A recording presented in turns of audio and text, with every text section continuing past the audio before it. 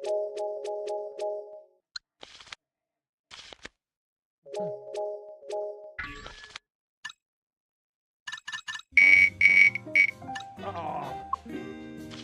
I was like right into the ear canal. Yeah.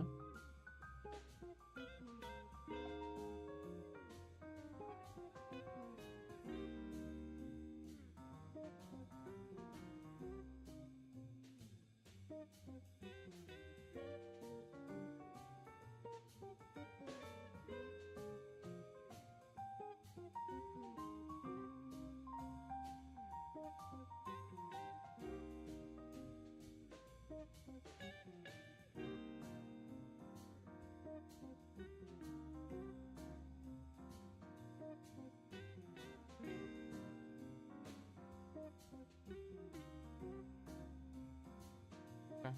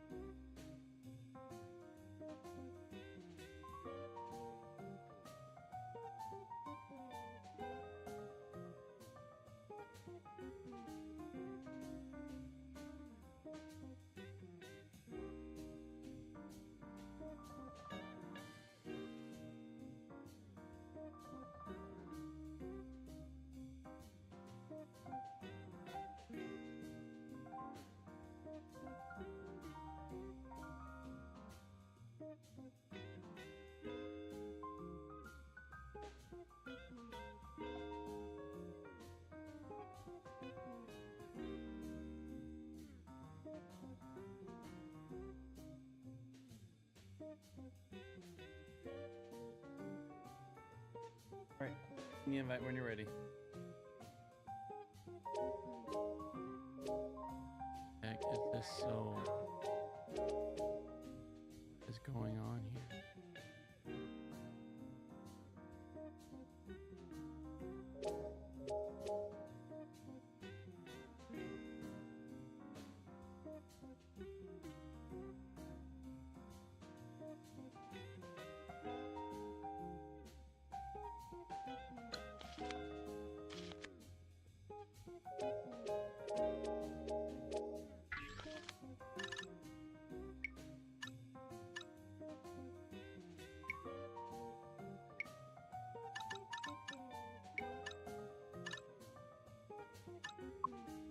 Send an invite.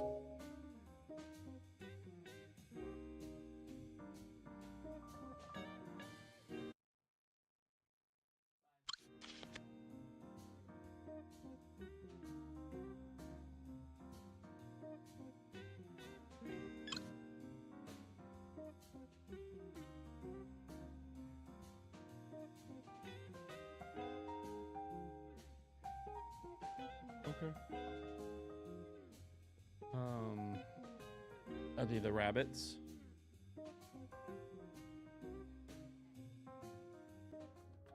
Sonic? Oh. You got the sweet stuff.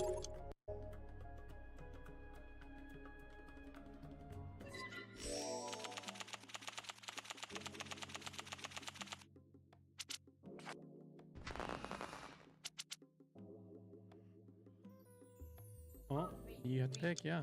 You drew.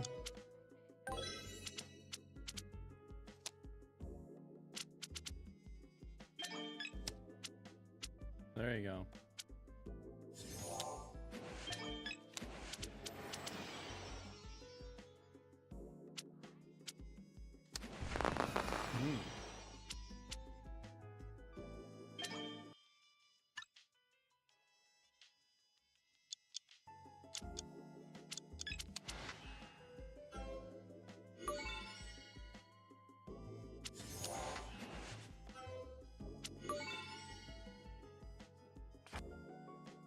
Was that worth it, bud? To hop in like that?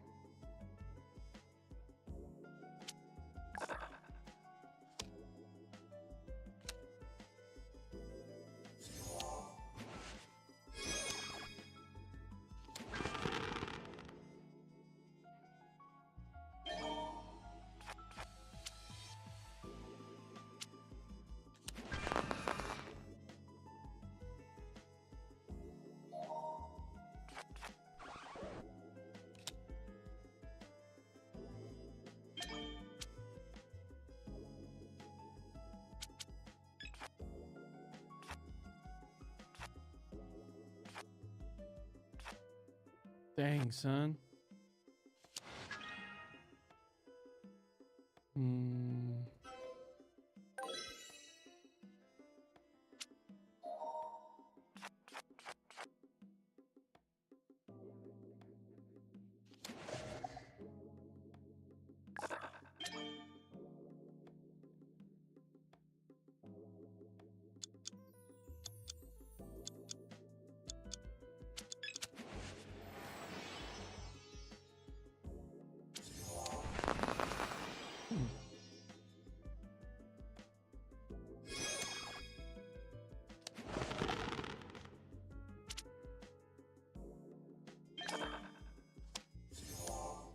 Let's see if he wins. Oh, no.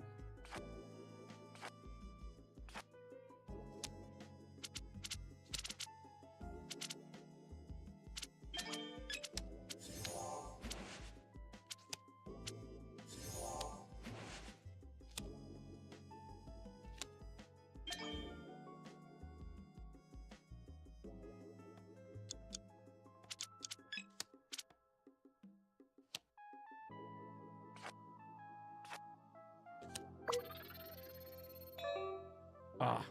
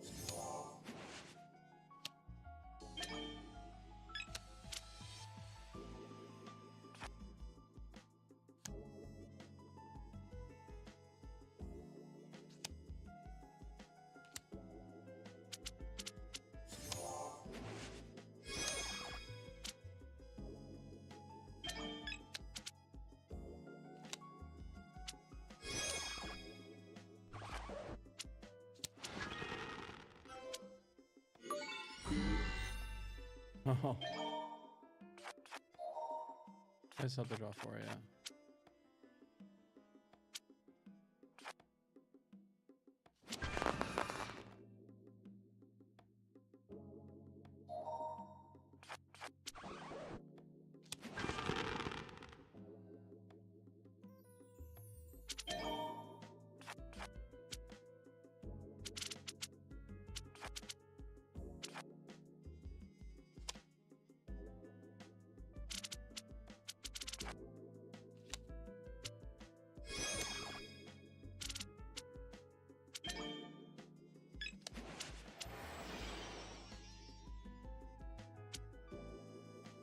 Oh, he had a reverse.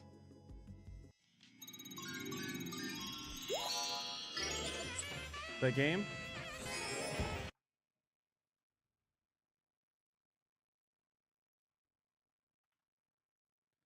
All right. Do you want to use Babel Project or?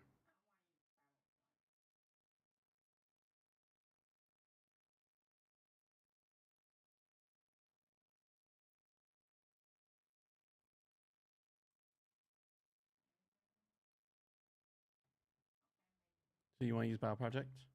Okay.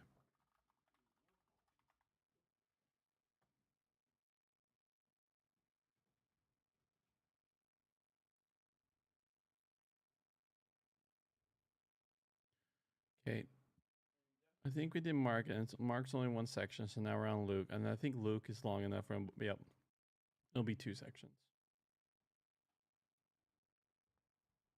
The Gospel according to Luke. It's one of the earliest accounts of Jesus' life, and it's actually part 1 of a unified 2-volume work, Luke Acts. If you compare the opening lines of both of these books, it's clear that they come from the same author, and there are internal clues in the book of Acts, as well as an early tradition that identifies the author as Luke, the traveling companion and co-worker of Paul the Apostle, who we know was also a doctor. Luke opens his work with a preface telling us how and why he wrote this book. He acknowledges that there's many other fine accounts of Jesus' life out there, but he wanted to go back to the eyewitness traditions of as many early disciples as he could, in order to produce what he calls an orderly account about the things that have been fulfilled among us. Now that word fulfilled shows us why Luke wrote this account. For him, the story of Jesus isn't just ancient history. He wants to show how it's the fulfillment of the long covenant story of God and Israel, and bigger than that, of the story of God in the whole world.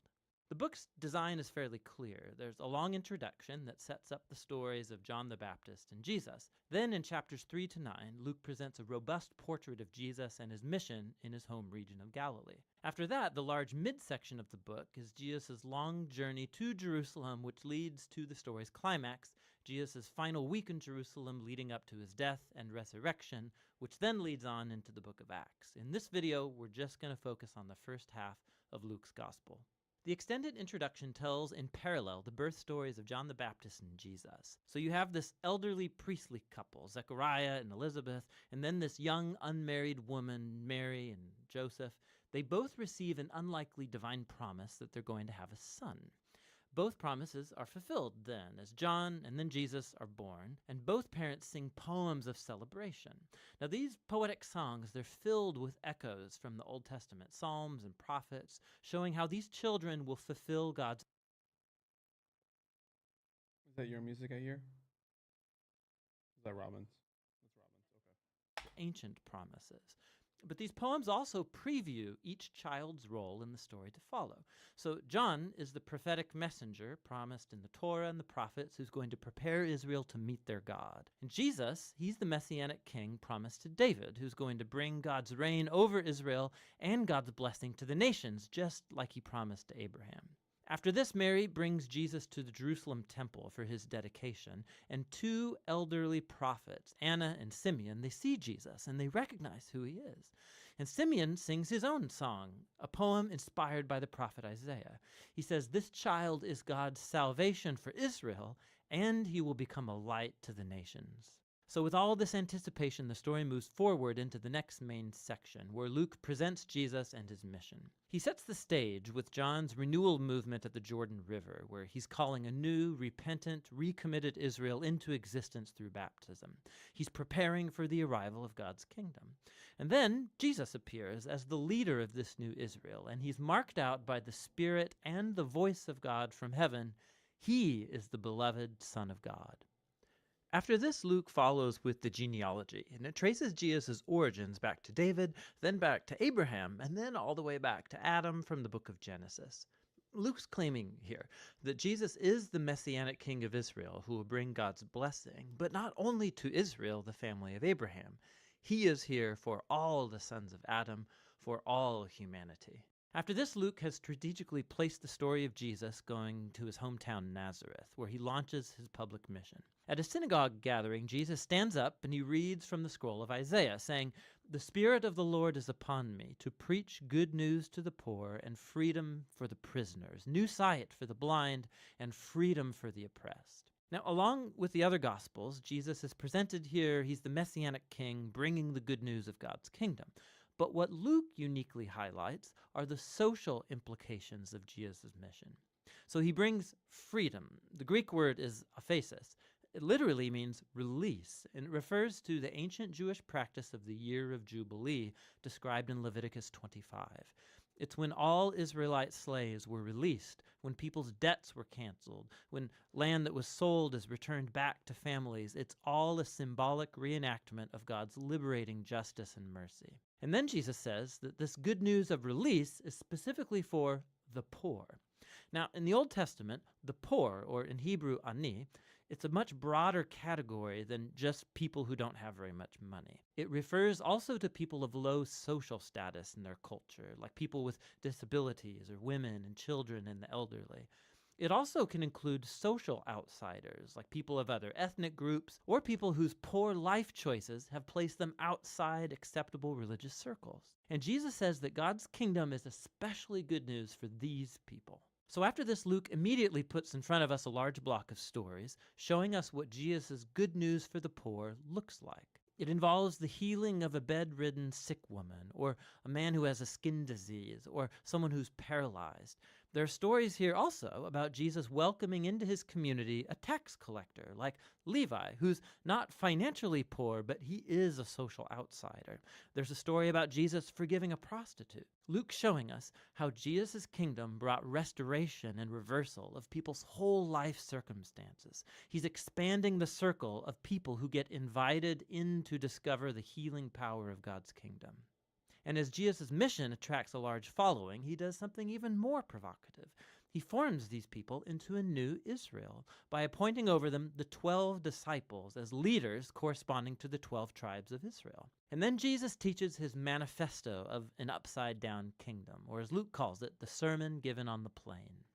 He says God's love for the outsider and the poor means that his kingdom brings a reversal of all of our value systems. He is here to form a new alternative people of God who are going to respond to Jesus' invitation by practicing radical generosity, by serving the poor, people who are going to lead by serving and live by peacemaking and forgiveness, people who are deeply pious but who reject religious hypocrisy. Now, Jesus' radical kingdom vision, his claim to divine authority, it starts to generate resistance and controversy, especially from Israel's religious leaders. His outreach to questionable people, it's a threat to their religious traditions and their sense of social stability. And so they start accusing Jesus of blaspheming God, of being a drunk and mixing with sinners. And so this section culminates in a new revelation of Jesus' mission to his disciples. He says that, yes, he is the Messianic king, and that he's going to assert his reign over Israel by dying in Jerusalem, by becoming the suffering servant king of Isaiah 53, who dies for the sins of Israel. And then this shocking idea, it gets explored in the next story, as Jesus goes up a mountain with 3 of his disciples, and he's suddenly transformed in front of them. They're enveloped in this cloud of God's presence, who announces, "This is my chosen son." And then Moses and Elijah are there, the 2 other prophets who encountered God's presence and voice on a mountain. And Luke tells us that they're talking together about Jesus' exodus that he was about to fulfill in Jerusalem. Now, that Greek word exodus, it's a clear reference to the Exodus story. Luke is portraying Jesus here as a new Moses who will lead his newly formed Israel into freedom and release from the tyranny of sin and evil in all of its forms, personal, spiritual, and social. And that's going to lead us into the second half of the book. But for now, that's the first half of the Gospel according to Luke.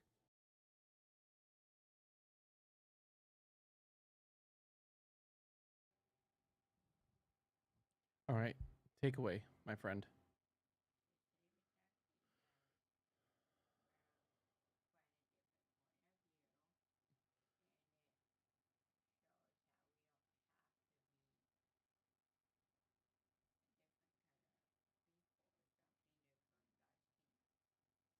Hmm.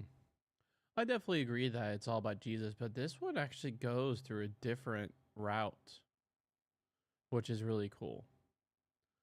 Um, so you first start from 2 ladies going through a song of praise because there's the story, like pretty much they're told about they're going to be pregnant with a child. You have this older gents, which they praise Yahweh. You have Mary who praises Yahweh, and then you even have Anna and Simeon, who are like, "Whoa, this is the Mashiach." And so you actually you have such a huge focus in the book of Luke about the freedom to people who in society, like people who just don't look good. I mean, like, don't look good because they're not pretty people. More of like they're the poor, they're the disheveled, they're the slaves. Like, and he gives them freedom.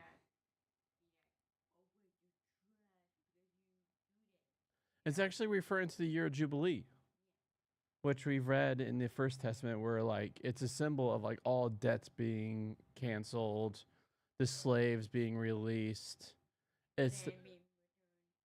Yeah. And so then here, like he talks about the poor being free, freedom, and then he actually goes on and starts healing people. And they're like, boom, whoa. But this gets people angry. And so they're like, a Messiah should be taking down the Romans. But he's like, actually, this is how I am going to exert my rule. And then to really show his exaltation, he actually goes onto a mountain with Peter and James, if I remember right. Peter, James, John. And then Moses and Elijah actually show up next to him. But he takes his 3 disciples, Peter, James, John. And so now they're talking about Jesus' exodus to be filled in Jerusalem. What do you think it says talking about Jesus' exodus? Well, it's like the part that Israel... Yeah, the part that Israel failed in the desert, he's actually going to fulfill it. He's going to fulfill Israel's call. All right, friend, we could start.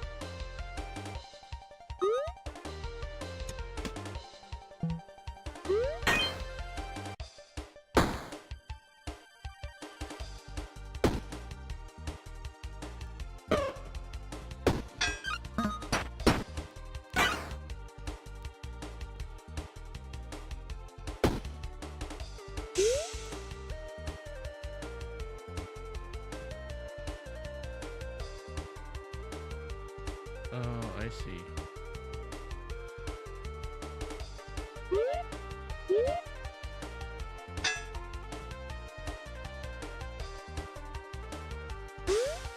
I see.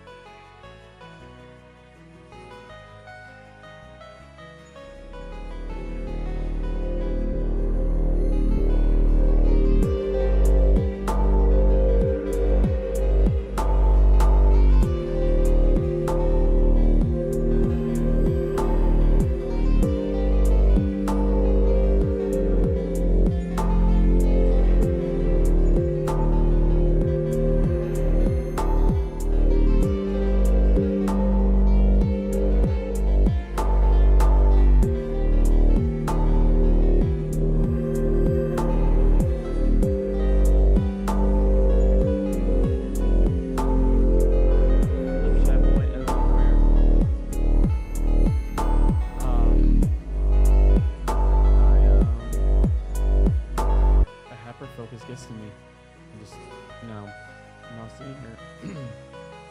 But yeah, we did move. Kind of downgraded because we plan on becoming full-time missionaries, so trying to really lower down our cost of living. It's been a long while, my Polish friend. Yeah.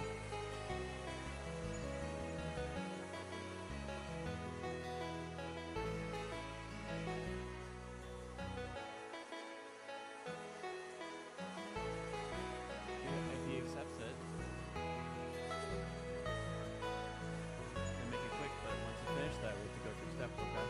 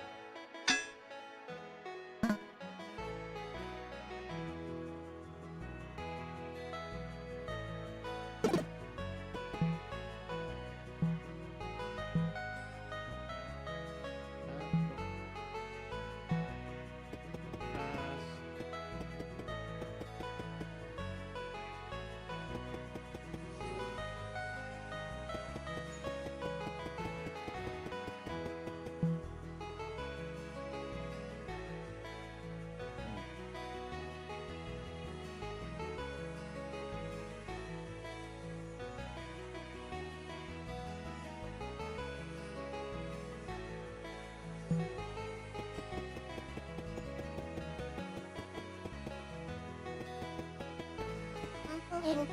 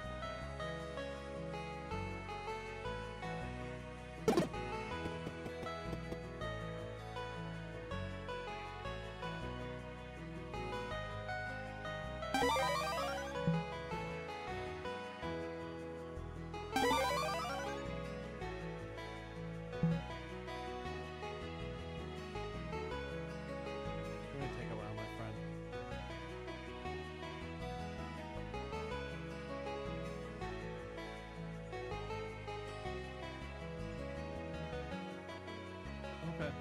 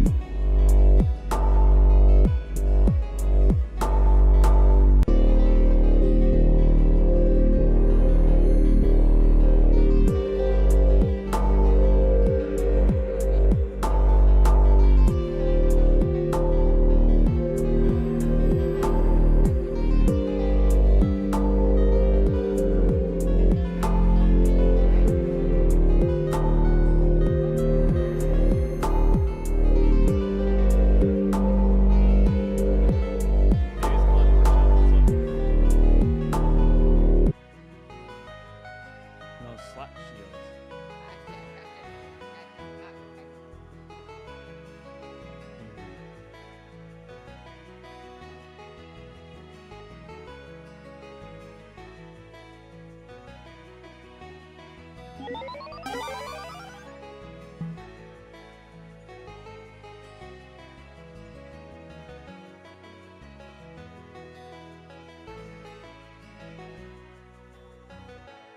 Nice.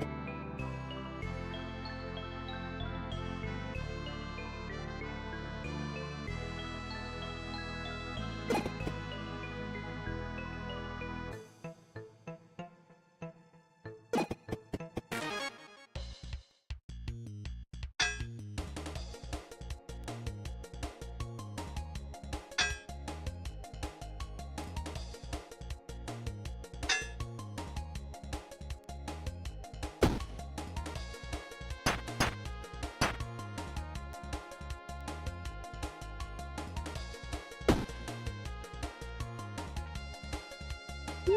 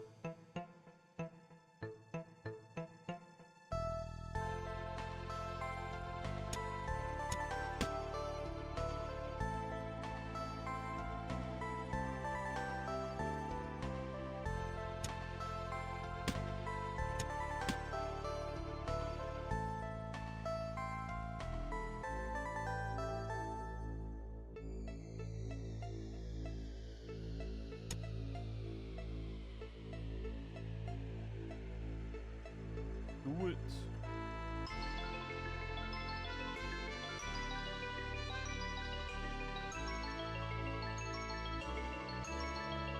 Yeah, I need to make it so our chat pop up.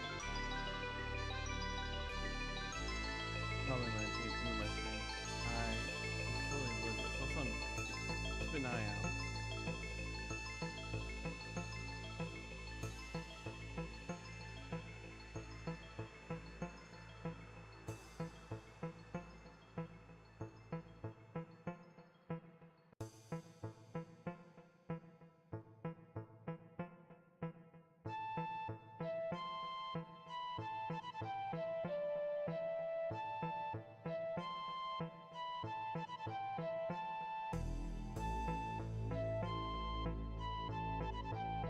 Alright.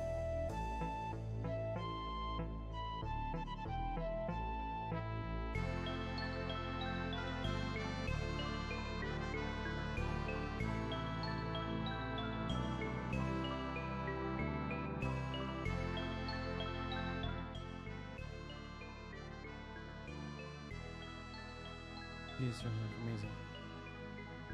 Thank you. Thank you for you.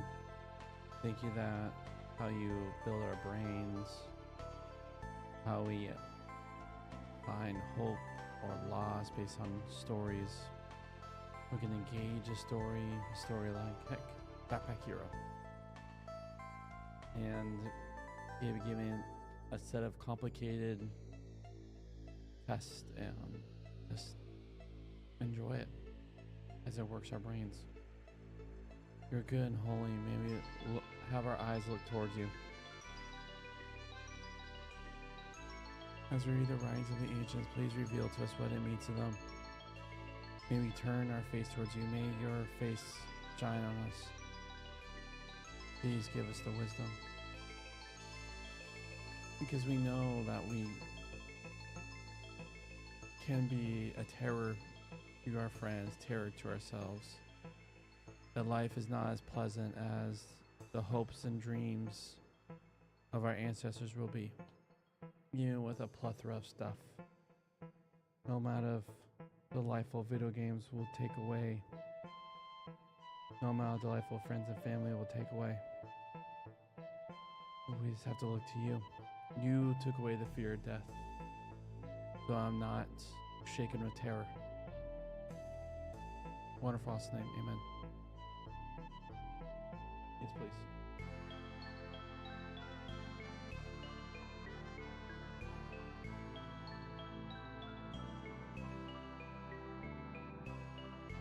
Hmm.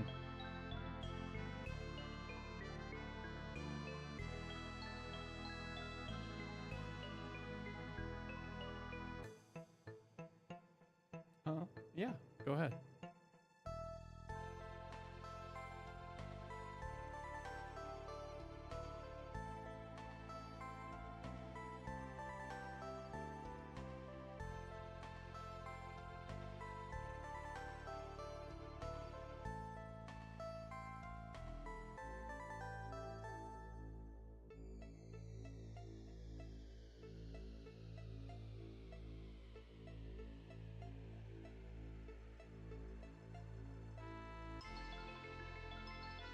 Elijah the.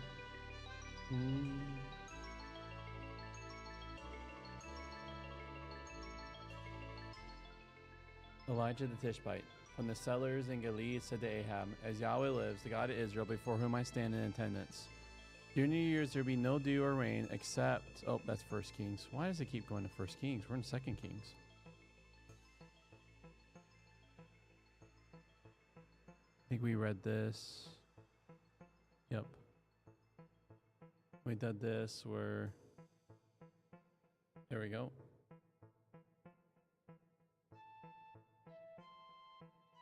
When the king of Aram was waging war on Israel, he took counsel with his staff, saying, My camp will be at such and such a place. But the man of God sent to the king of Israel, saying, Take care not to pass this place, because the Arameans are going down there. So the king of Israel sent to the place of which the man of God had told him, and warned it, and took care there more than once or twice. The mind of the king of Aram was agitated about this matter. He summoned his staff and said to them, You must tell me who of us is on the king of Israel's side. One of his staff said, No, my lord king, because it is Elisha the prophet Israel who tells the king of Israel the things you speak in your bedroom. He said, Go and see where he is. I will send and get him. They told him, There he is in Dothan. He sent horses and chariotry there, and a strong force. They came by night and encircled the city. The man of God's intendant got up early and went out, and there because the force was surrounding the city with horses and chariotry. He said to the boy, Oh no, my lord, what shall we do? He said, Don't be afraid, because there are more with us than with them. Elisha pleaded, Yahweh, will you open his eyes so he sees? Yahweh opened the boy's eyes, and he saw. And there the mountains were full of fiery horses and chariotry surrounding Elisha. The Arameans came down against him, and Elisha pleaded with Yahweh, Will you strike down this nation with dazzling? He struck them down with dazzling in accordance with Elisha's word. Elisha said to them, This is not the way, and this is not the city. Follow me, and I'll take you to the man you're looking for. And he took them to Samaria. When they came to Samaria, Elisha said, Yahweh, open these people's eyes so they can see. Yahweh's opened their eyes, and they saw there they were inside Samaria. When he saw them, the king of Israel said, Shall I strike them down? Strike them down, father? He said, You will not strike them down. Are you going to strike them down like people you took captive with your sword and your bow? Put food and water in front of them so they can eat and drink and go to their lord. He prepared a great banquet for them, and they ate and drank. Then he sent them off, and they went to the Lord, and the Aramean raiders no longer invaded Israel.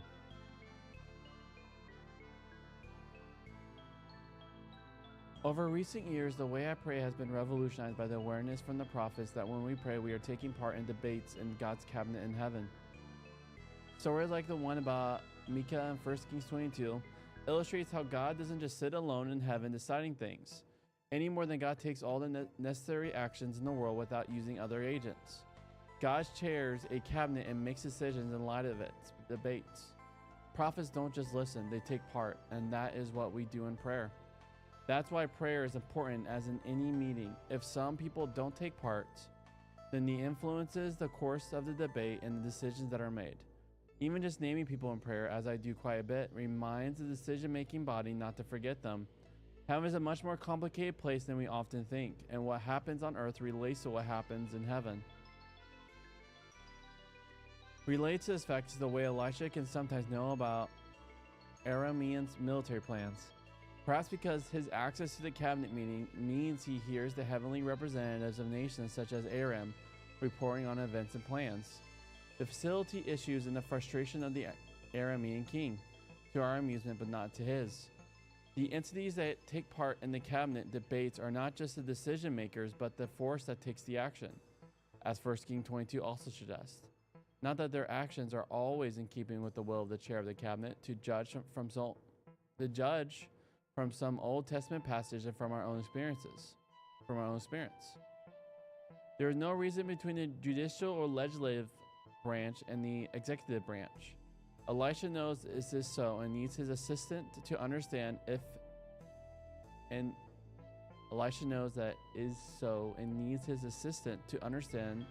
if he is not to get into panic. What possible chance does a prophet and his staff have against the Aramean army? Answer: loads of chance when you realize the real dynamics of what happens on earth. There is a whole other realm of reality and activity that the assistant needs to take into account. When you see with ordinary eyes is not the only clue to what you get. So Elisha's access to the cabinet and to its president means he can ask for action on earth and see things happen. It does not always work. In the story of the Shunammite woman, he was himself puzzled at the fact that God had not told him about the boy's death. Sometimes prophets ask for things, argue for things in the cabinet, and lose the debate. At least Jeremiah testifies to that experience. You don't always get your way in the debate. That is, you don't always get your prayers answered, but sometimes you do. On this occasion, Elisha does, and it enables him to impose another frustrating experience on the Arameans in a way that is amusing for us, but not for them. It is also a great example of how to be a peacemaker. Sometimes Elisha brings judgment down on people, though it's more often on Israel than on foreigners, like Elijah and Jesus. He's more interested in bringing judgment on the people of God than on other peoples. We are wise to resent the way the prophets bring such judgment. They are a threat to us. In keeping with his showing mercy to the Aramean Naaman, he shows mercy to the Aramean army. Let's not just be soft, he said in effect. Let's get God to demonstrate some power over them. Not to blind them, a word modern translations use, but to dazzle them, just temporarily. Let's show them they have bitten off more than they can chew. Then let's show magnanimity.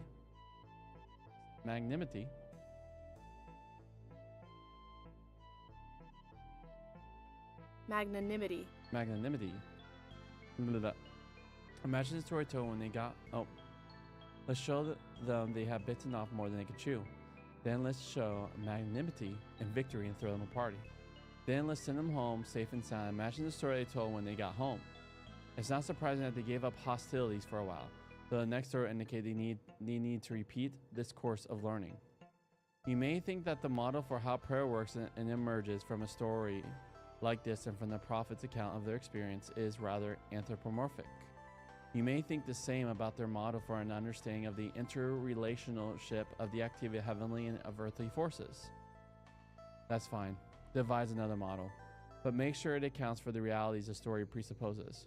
What we see on earth is not all there is to reality, and prayer is not designed to change us, but to change what happens. Until we can devise another model that represents those realities, we'll be wise not to abandon Elisha's model, as if it is not very sophisticated. What's crazy is how our prayers is, you see like a cabinet, like they're debating. So when we pray, we have access to that cabinet to petition our police, which is mind-boggling. Yeah, we're not as abandoned in our attempts as we thought we were. All right, we can start, friend.